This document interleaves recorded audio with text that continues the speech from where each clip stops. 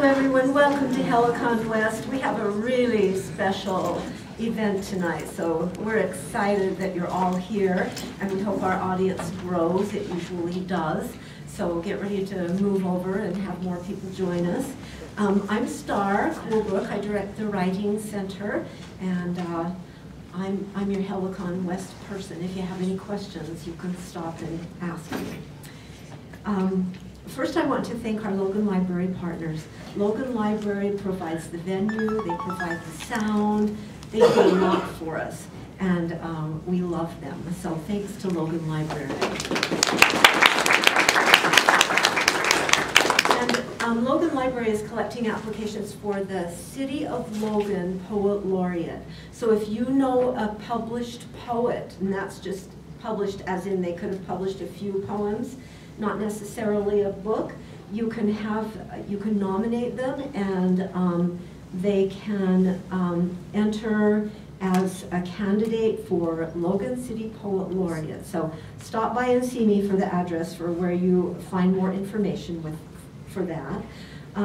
Thanks to our Helicon West helpers, Rachel Telfer does the videoing, and by the way, when we get to the open mic, if you don't want to be on YouTube, you should tell Rachel not to video you, and she will turn it off while you read. Rachel also does flyers and posts things on YouTube. Lisa Crandall and Maria Williams, Lisa, wave your hand.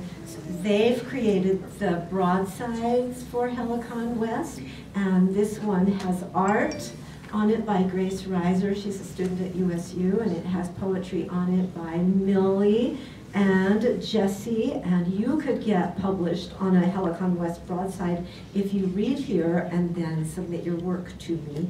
And you can find on the sign-up sheet my card, so you can email me your work if you want to be considered for publication. Also, we have on the Helicon West Community broadsides, this is number 49, and we have a Twitter account now. It's at Helicon_West. So do some tweeting tonight. I don't know how to do it or anything about it, so I don't do Facebook or Twitter. They think that's very bad, but I'll let Rachel do all of it.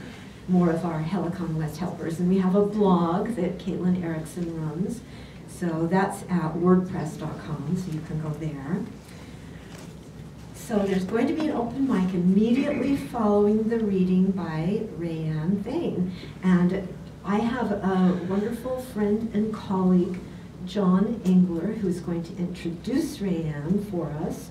And RaeAnne has very generously brought books, and you can get one for $5, and you also might get one for free. So just stop back there at the desk, and Chad has books back there, and I bet you can get RaeAnne to sign one, because she's an old hand at that. She's signed a few million, so you'll have to, she'll go back there during open mic, okay, and sure, sign books for people.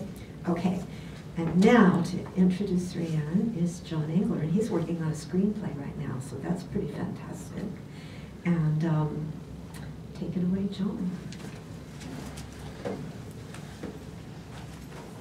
Thanks, Star. She said this operates here. Yeah. All right. You're going to have to put that back down for me, right? Back down. Okay. Now, I might have gone overboard on this introduction, but I don't think you can go overboard with RaeAnne. I first met RaeAnne and her husband Jared, who's here with us tonight too, more than 16, almost 17 years ago. Indeed, it's been that long. And when we bought our house in the neighborhood, just a block from theirs, I say met, but it was kind of a meet, because RaeAnne was so unassuming that she just kind of became part of our lives without us really even knowing how it happened. I didn't know then that she had published her first book 3 years before we met. She didn't say. She didn't tell us that. In fact, it was years before I even knew she was a writer. She says that she wasn't one of those people who knew from birth that she was destined to become a writer. She wanted to become an actress, or a teacher, or a lawyer, Pretty much 3 identical professions, right? But it was her mother who helped her set her course when she made RaeAnne take a journalism class in high school. RaeAnne said, and I think this is the most beautiful thing that that can ever happen to a person. She said, "I knew the first day of class, this was where I belonged." For years she wrote for newspapers, the Utah Statesman, the Herald Journal, a reporter, an editor. But it was the stories that she wrote in her head that wouldn't leave her alone. She and her fellow reporters would make up pseudonyms for her when she published her first book. So she wrote the stories down, and then she sold them, lots of them. She didn't need a pseudonym. A British poll you might have heard recently revealed that 60% of people say they would like to be writers. That's 29% higher than people who say they want to be movie stars. I thought that was really interesting. But most people really don't know what it means to be a writer the way that RaeAnne knows what it means to be a writer. She's currently under contract with her publisher for 3 books this year. Some years it's been 4 books. In a single year, by contract, legally binding, I'm saying. For you students here, that's way beyond end of the semester finals pressure. It's a whole other stratosphere from what most of us know.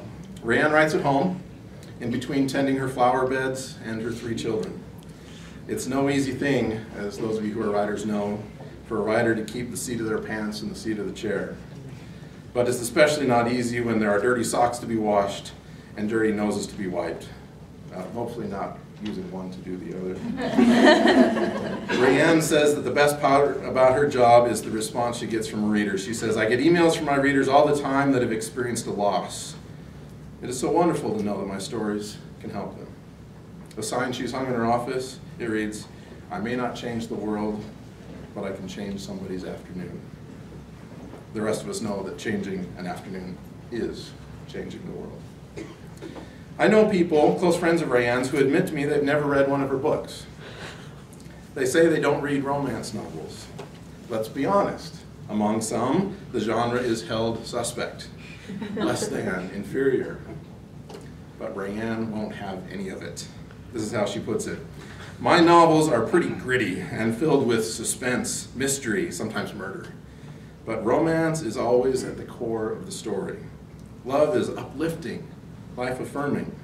What is more important in this world than love? Romance is the driving force in the world. I don't understand people's discomfort with reading romance. The stereotypes surrounding romance novels are far from accurate. These books are no more all about sex than a murder mystery is all about glorifying murder. It's about," she says, and this seems really key to me, "it's about the emotional journey toward love. Growing as a person, overcoming internal and external obstacles along the way." So with sensible and shrewd thinking like that, it's hard not to come around to RaeAnne's way of thinking. And now she is here with us tonight, years later, nearly 50 books later, some 7 million words later. For you students here, that's like 2,000 10-page research papers. A whole other stratosphere, right? So her newest book, Snow Angel Cove, and note if you look in the book, the font of her name is bigger than the title of the book. That's how you know you've made it. With this book, she was on the New York Times bestseller, the USA Today bestseller list, Publishers Weekly bestseller list, plus another, her 4th nomination for the Rita Award, which is like the Academy Awards of romance writers. 4 times she's been nominated. Soon she'll win it. Plus the Smithfield librarian said the book was great. Yeah, so there you go. It's hard to get a positive word out of her. You don't know. Great. Good job. There may be no one in this valley who's sold more books read by more readers around the world. 4 million copies sold in more than 24 languages, right? This is huge. And yet this is, she tells us to our slack-jawed faces, her first reading ever. Yeah, Helicon.